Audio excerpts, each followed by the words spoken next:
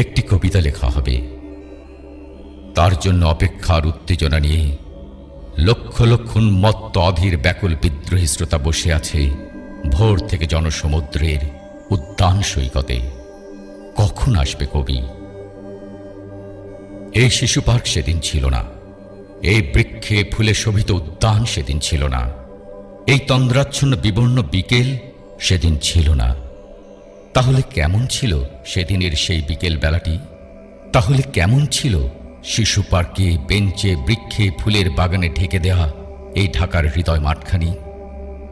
জানি সেদিনের সব স্মৃতি মুছে দিতে হয়েছে উদ্যত কালো হাত।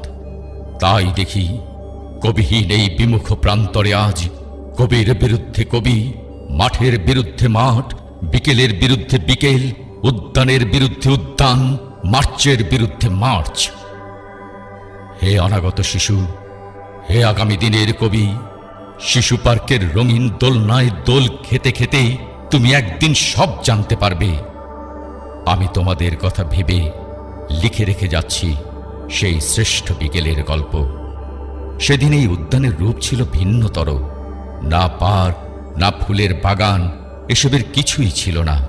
শুধু এক খণ্ড অখণ্ড আকাশ যেরকম, সেরকম দিগন্ত প্লাবিত ধুধু মাঠ ছিল, দুর্বাদলে ঢাকা, সবুজে সবুজময়।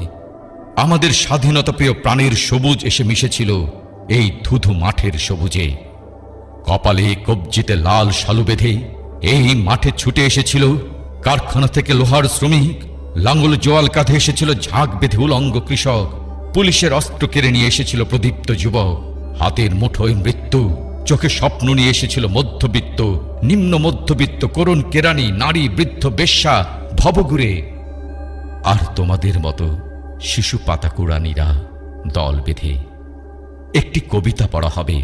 তার জন্য কি ব্যাকুল প্রতীক্ষা মানুষের, কখন আসবে কবি, কখন আসবে কবি? শত বছরের শত সংগ্রাম শেষে রবীন্দ্রনাথের মতো দৃপ্ত পায়ে হেঁটে অতঃপর কবি এসে জনতার মঞ্চে দাঁড়ালেন। তখন পলকে দারুণ ঝলকে তরিতে উঠিল জল, হৃদয়ে লাগিল দোলা, জনসমুদ্রে জাগিল জোয়ার, সকল দুয়ার খোলা। কে রোধে তাহার বজ্র কণ্ঠবাণী? গণসূর্যের মঞ্চ কাঁপিয়ে কবি শোনালেন তার অমর কবিতাখানি। এবারের সংগ্রাম আমাদের মুক্তির সংগ্রাম, এবারের সংগ্রাম স্বাধীনতার সংগ্রাম। সেই থেকে স্বাধীনতা, সেই থেকে স্বাধীনতা শব্দটি আমাদের।